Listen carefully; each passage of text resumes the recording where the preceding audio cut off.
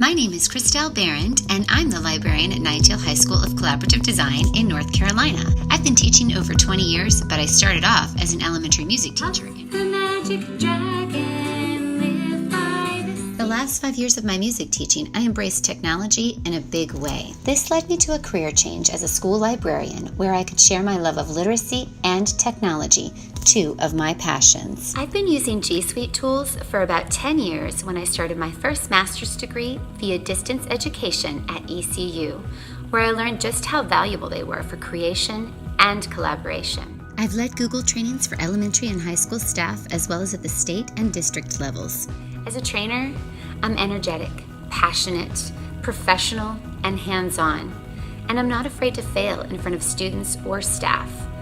I think it's important for them to see that I'm just as human with technology as they are, but that I can also problem solve in front of a crowd, just like they can do in front of their students.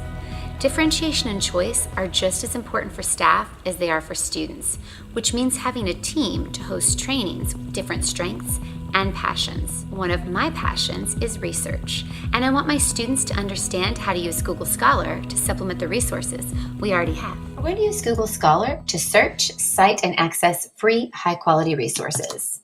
All good research starts with good keywords. Once you've got the appropriate keywords, you can further limit your search to year so that you can get the most current research. You want to make sure that you have full access to the articles that you're choosing. So if you look to the right and it says HTML or PDF, you know that you have full access to a full article that's going to be free to you. Now, the other articles are still useful to you.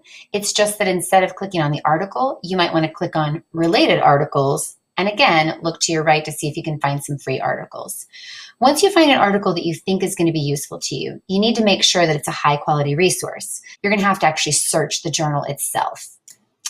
You can see from this page that this article is indeed from a peer-reviewed scientific journal. So I can go ahead and proceed with my research. So the first thing I like to do is I like to cite it. And those little quotation marks allow me to cite. I'm going to click on the formatting style of choice. And I always have a document ready that I've labeled Works Cited where I can paste all of my sources for later use. Next, I want to actually download the full copy. So you go ahead and click on the article and it's going to open it up. But don't be confused because this article looks like it wants me to pay for it. I'm going to backtrack. And remember, I need to click on the link to the right and that'll take me to the PDF. I click on the download in the upper right-hand corner. Once it appears in my lower left-hand corner, I drag and drop that into my research folder for later use. I hope you've enjoyed learning how to search, cite, and download free resources with Google Scholar.